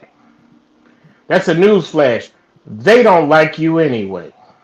No matter how much money you give them, no matter how less you give them chores, how less the chores you give them to do, how much homework you don't want them to do, or how much you cussing the teacher out. The kids don't like you anyway. They don't respect you. The less you make, the less parenting you do, the less respect they have for you. So that's the thing here. That's why these kids are the way they are, because parents want to be liked. And I'll tell you how that working out for you. And the thing is, I didn't raise my kids to show them that I like them. I showed them how I love them by giving them discipline, by getting on their ass, by making sure they do their homework, by making sure they hang out with the right people, by making sure they talk to me in the right way, they respect me. Make sure they know how to speak to an adult. Make sure they don't listen to adult conversations. Make sure that they don't have to sit down and add in on a conversation like they're adults. But that's what parents are doing now. That's what they're doing. So that's what you're seeing out here. You see these kids are acting a fool, and then you say, I don't know why they act a fool, but because you did them that way. Like my kids, okay, you take my kid. That's an example. Now, I wasn't their friend. I made them go to school. I made them do their homework. I made them speak correctly. I made them show respect. And to this day, look, they hated my guts. Maybe they hated my guts when I was raising them and say, oh, he's a bad guy. And I told their mother, we're not going to try to be their friends. We're going to raise them the way they're supposed to be so they can be good people. They can be responsible adults, so they can be leaders of the community. And I'm going to tell you right now, and I just use it as an example. They said, well, Lee, I bet you wondering, well, how did they turn out, Lee? Well, one went to Howard University, one went to Tennessee State, one went to Africa on a scholarship at a university in Africa. One went to a university in Paris, France on a scholarship. They all run businesses. They all live in their own homes. They all own their own homes and very nice communities and very nice homes. They got kids of their own, and actually they got their kids deep in their foot ass, and a foot deep in their kids' ass, and making sure they do what they supposed to do. They have a certain amount of time on that phone. That's it. And if they don't do right, they take the phones away. And that's the thing, and they all on the honor roll. Some of them have got AP classes, taking college courses on the weekends. So you wondering how my kids were raised. That's when you do a discipline, that's how they turn out. When you wonder, well, you were so hard on your kids, how did they turn out? They raising a family right now. Actually, they raising their kids the same way. And actually, their kids getting all A's in school. Actually, their kids got time when they got to go to bed. They hit the bed at 8:30 every day. See, that's the thing. You're asking me how I raised my kids. That's how I raised them. And that's how they raising their kids. Now we sit and talk and have conversations every day. They didn't like me when they was little kids, but they talk to me every day. They ask me for my opinions. We are close now. We weren't close then, but we close now. They're not gonna like everything I say, but I let them run their own family their own way. But they running them the way they should run them. And that's the thing. That's all we got to do is not try to be the friend and try to be the shepherd to the kids and be a good shepherd. That's what I'm saying. I ain't telling you nothing that I haven't done. And that's what I'm saying. Like I said before, we got to stop letting the kids grow up too fast. We can say, that's my little man. No, that's a little boy. That's my girl. That's my woman. No, that's a little baby girl. Treat them like kids and stop treating them like adults, saying, oh, that's my little man. No, he is not a man yet. He'll be there soon enough. And women be saying, well, women mature sooner than boys. I'm going to tell you something about that. That is true. Physically, women mature. Mentally, women does not mature faster than a boy.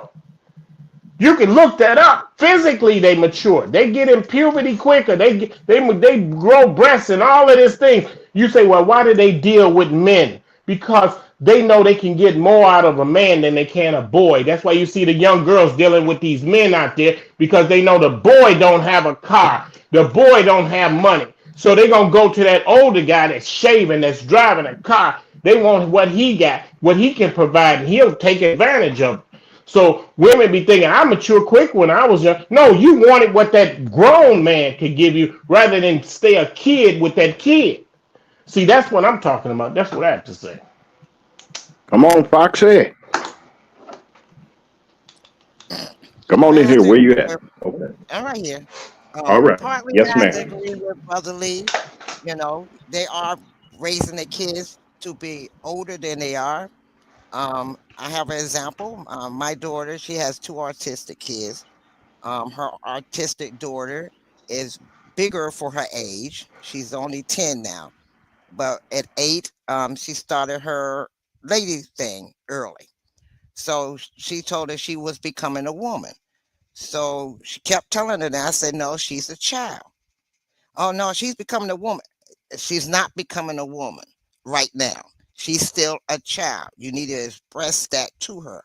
Well, Mom, that was back in your days. This is now, blah, blah, blah. Okay. Well, the little girl went to school and she told the kids in her classroom she was becoming a woman because she was on her cycle. Because of that, the child got isolated from everybody. The kids like, ugh, because they didn't understand at the age of 8 years old, 9 years old. So then the mother felt bad, and I said, I warned you. You taking her from being, now she's 10, talking about she's a preteen. No, she's not. She's a child. That's the problem. Like Brother Lee said, they keep telling them certain things that they're not. Your daughter is not a preteen. She's a child. Let her live to be, let her do a child's thing. Let her have a child's mind. You giving her adult knowledge that she don't need. And that's the problem. They're giving these kids adult knowledge. There's a young man that's unalive now that was 13 years old. 13. Out at 4:30 in the morning. When the news people got in front of the mother, she said, oh, boys will be boys. He was the man of the house. He's 13. That's the problem. Like Brother Lee said, you making them older than they are. I go to the store to try to find an outfit to wear for Sunday, and everything is ugh. I mean, if I want to go out here looking like a thought, yeah, I could buy one of them dresses, but I don't want to look like no thought. I want something that's going to show who I am as a woman. Mm-hmm. And those that don't know what a thought is, look it up. I, THOT.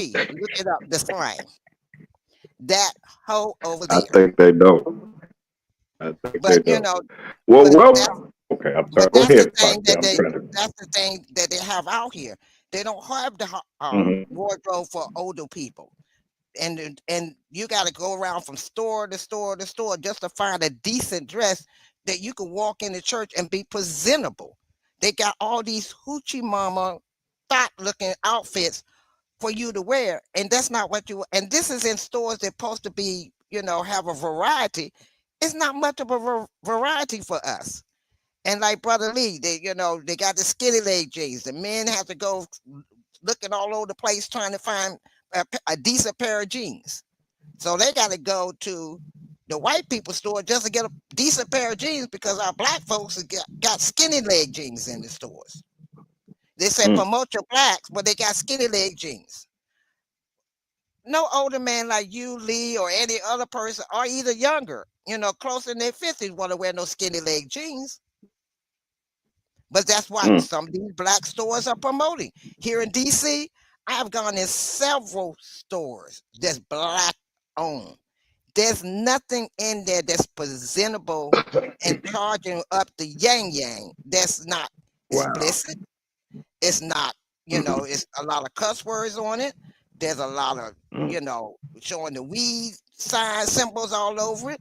They're showing, the women clothes are shorter than short. There's nothing for our black Mm-hmm. community that's going to dress us decent. They don't even have a section, but a little corner that might have a few outfits that I might can get to wear, but it's very few. So you got to go to another source to get your outfits and everything. Right, I have to go And then online. you got to shop around. You really got to shop to get what you really want. Right, but then they say back your black-owned stores, but then you go to them, there's nothing in there that's presentable That you for want. that you want. And then this high is hell. The price is extremely high. you're wondering why you closing down so quick because you not okay. The problem our black folks have with their businesses is that you're not going out here and starting low and building your way up. Get get get Hmm. your clientele. Get your clientele. Start off, you ain't got to go low to the point that you almost broke, but go to a point where your client, can build a clientele. Then you gradually go up on the prices of your merchandise. But y'all jump out here and here go Oriental Susu next door. She give you a whole breakfast meal for $5. You charging $12 and getting less. And then you wonder why, well, the black folks don't want to help us out and they don't want to come to their black owned because you charging $12 for something that Fufu over here charging for $5 and giving you over the amount that you getting from you. You got to look at what you're competing against. I don't mind helping my black owned company, but when you go in there and you looking at a pair of jeans for $30 and there's nothing to them but because it's in your store. It's original. It's original. But it's $30 for one pair of jeans. And I could go to the corner store, another store, and that's owned by a foreigner. That's the same pair of jeans for $15. Hmm. That's the Wow. problem with my black owned businesses. You want us to promote you, you want us to be there for you, but you're not building your clientele the right way. And you don't want nobody to tell you how to do it. Then you got people out here that's um, they're promising you this, and then when you order it, it never comes. It takes almost 2 months to get one item, but you try to promote them, you're trying to help them, or they try to get over on you. That's the problem. We're so busy trying to get over on our own races, that on our own race, that we're not sitting back promoting our own race. You got the children Right. dressing hoochie, the mamas and daughters going out to clubbing together, they drinking together, they smoking together, they're hanging together, they hanging with the father and the son, nephew, uncle, cousin, all y'all hanging together, y'all sleeping with daddy, I mean uncle. You got uncle, and then you got Ooh, son over here whoa, for what the daughter, the? for the daughter. Oh So, Lord.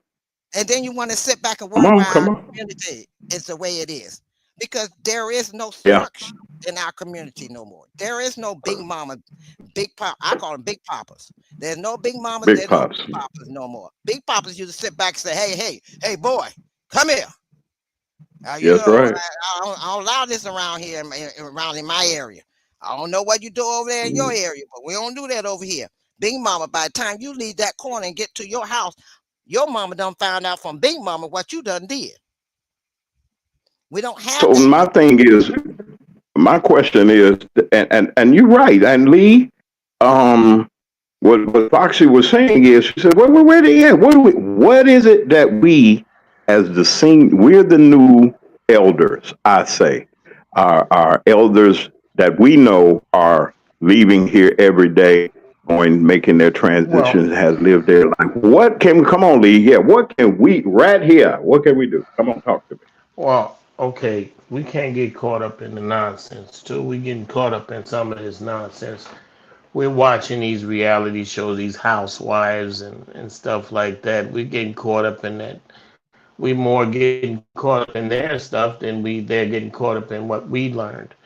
And that's the thing. We have to realize that we're being sucked down that drain and be able to just get our composure back and not be afraid to tell these kids, these young people. I've had young people come up to me when I'm on the west side of Chicago.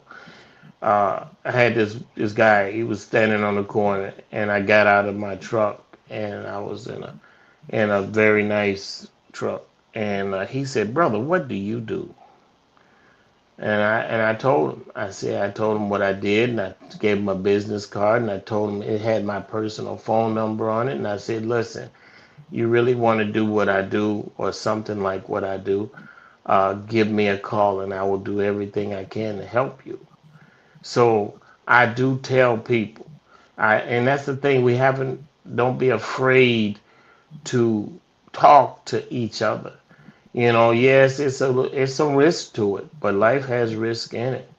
You can go through life and not talk to anyone and say I'm a good person. So you don't make a bit of difference in this world. When you go on, nobody will notice because you didn't make any positive imprint on this world, on these people in this world. And that's the thing. You can keep telling yourself you never done nothing, never hurt nobody, never bothered nobody. Well, you will never be missed. You will make no difference in nobody's life if that's the life you want to live. I'm going to tell you something. I've seen many people in hospice and they're drawing that last breath and they never talked about how much money they had. They never talked about how big their house was. All they wanted was some more time so they could spend with people and touch them in a positive way. See, they didn't go out cussing. They went out thinking that, man, maybe I should have touched some more lives on my way out. And that's the thing. Kids are very impressionable at an early age. The younger they are, the more of an impression, a good or bad impression you can put on them. So that's the thing. When you see a little kid or a teenager or whatever, when they're willing to listen to you, put a good impression upon them, put a positive impression on them. Don't tell them life sucks. Don't tell them there's no hope out here. Don't put your bad impression on them. Tell them the possibilities is endless. When I get up, and I'm going to tell you something, I'm a little bit older than some people, and I'm going to tell you something. Every time I get up in the morning, it's like Christmas to me. I may sound crazy as hell, but I'm going to tell you something. I'm excited every day I get up. When I get up in the morning, my goodness, I am extremely excited. It's like Christmas every single day. So when Right. people say, what's to life? And life ain't no good, and these days suck. And I'm going to tell you something. You think in slavery, when they got up and they said these days suck and save slavery, and people saying, look at these times are so bad. Let's not listen. Look back in slavery and say and that's when times were really bad. And I'm gonna tell you something. When we was on that boat, times were really bad. And I'm gonna tell you something. When Caucasian people got here and put their foot on our necks, times were really bad. So when we're talking about, oh, there ain't been no times like this. Yes, they have. They was really bad. Times was a lot worse than this. So stop talking about woe is me and ain't nothing we can do. They never said that during slavery. They said yes, it looks hopeless, but they always had hope. They always never forgot to look. This is we can do better than this. We will do We better than can. this. So We are. stop saying these times ain't been like this, and that's a lie. That's a lie. And that's the thing. That's what people keep talking nonsense to these kids out here and telling them ain't no hope for them. Stop letting them put us in jail. They filling the jails up with us with nonsense and people, and we be believing this crap that they telling us that we belong there. We don't belong in anybody's prison. We don't belong in anybody's jail. And the thing is, while we in prison, we should be petitioning for people in jail, us in jail, to have the right to vote. Okay, when you go to prison, you give up your freedom. You don't give up your right to be a citizen, the right to be a person. And see, and we fed that garbage by Caucasian laws telling us we giving up our rights to vote. No, if we can get our right to vote, we give up our right to freedom when you go to prison. But you don't give away your civil rights. You don't give away your right to vote, your right to be treated like a human being. We allow them to treat us like garbage in jail. We allow them to treat us like nothing because we say that's what they got us thinking. That's what prison does. That's why you should be. No, we should not be treated like garbage. And prison is a form of slavery. And if we don't understand that, we don't understand nothing. That's what I have to say. Mm.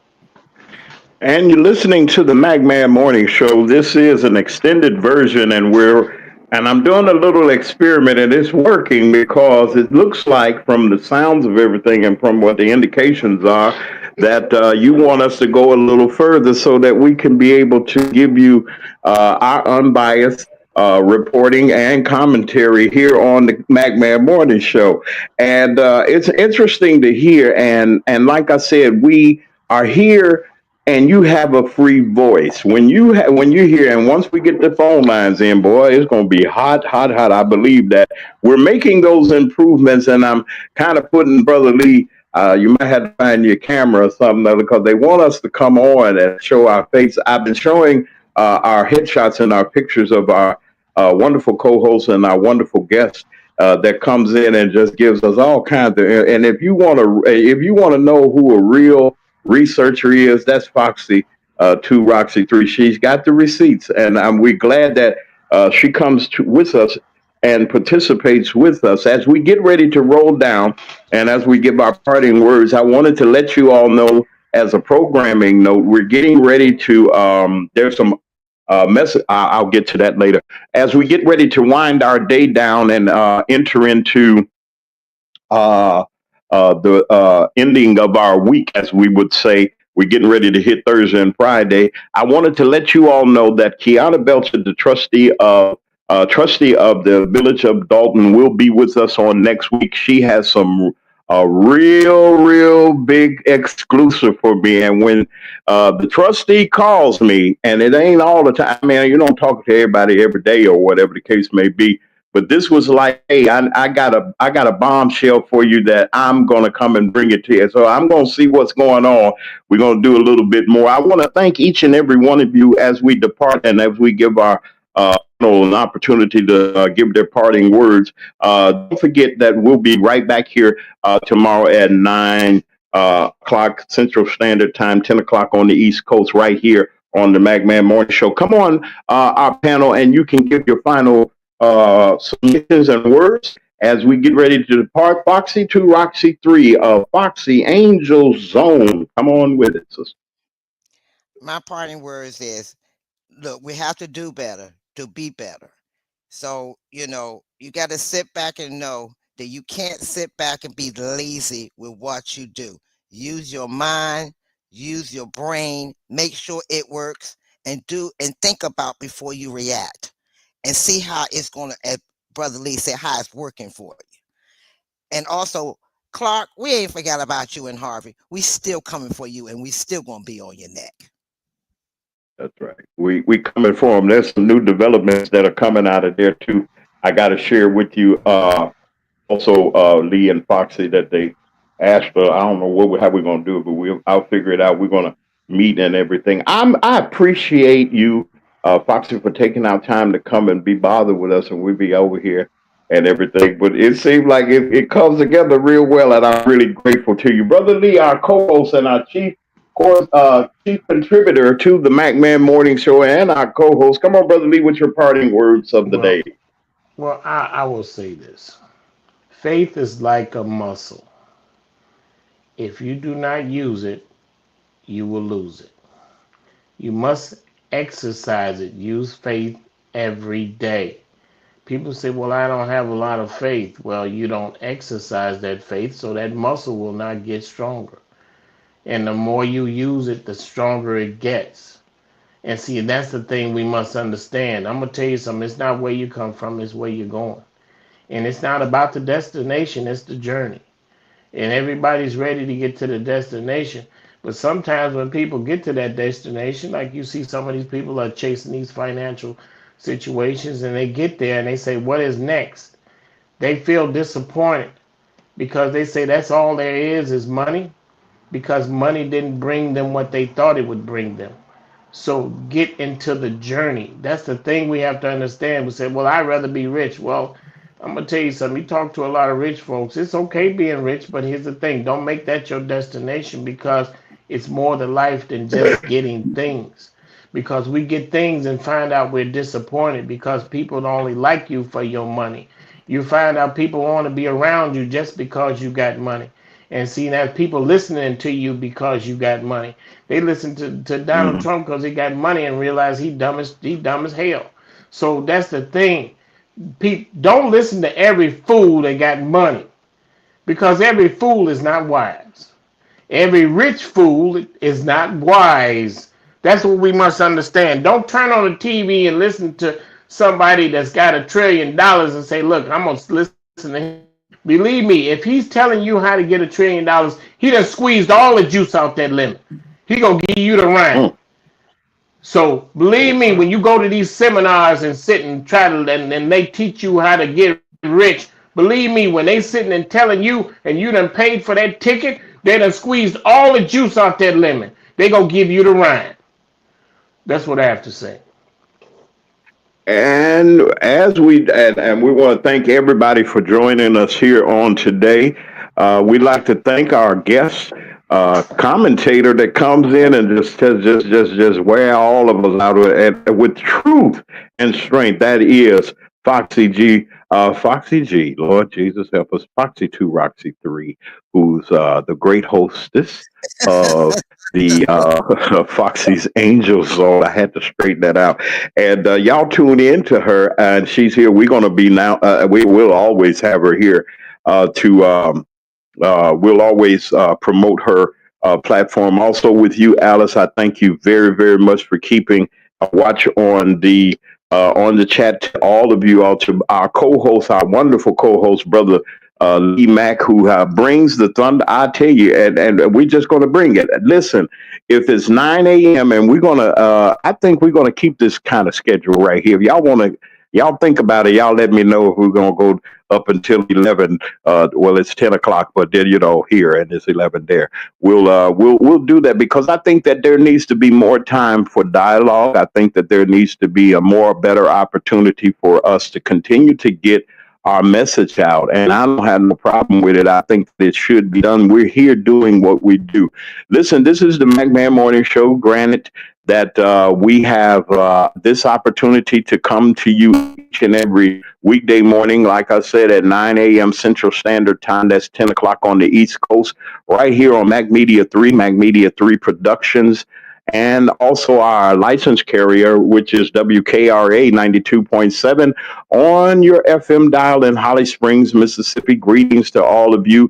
We got great programming coming. The week isn't over. We might have a surprise or two. You never know what you're going to get, but you know you're going to get something good right here on the MackMan Morning Show. So for all of us here at Mac Media 3 Productions, we love you. We ask that you love somebody, show some love to somebody. Let's get our act together, because you know something? We have the power to do and to make the change that is necessary. You're listening to the MackMan Morning Show, and as we get ready to depart, we ask that you don't forget about us. Don't forget about supporting us if you can. We do need your assistance. There are some things that we're trying to do, and we just need you. And I love the support. If you like what we're doing, support us. And we're here all the time. Go down at the bottom of the screen, and you can see where you can help out. We're going to get some other things together so that we can get some mechanisms for you too. We do have a PayPal page also. If you like to give, just go to macmedia3@gmail.com when you put it in to do so. And thank you all for reaching out to us. And for those that are our supporters, and those of you that don't, that's all right. Yeah, we love y'all too. We'll be back here on tomorrow, same time, same place on the MackMan Morning Show. Good morning to all of you all. Have a wonderful, wonderful morning.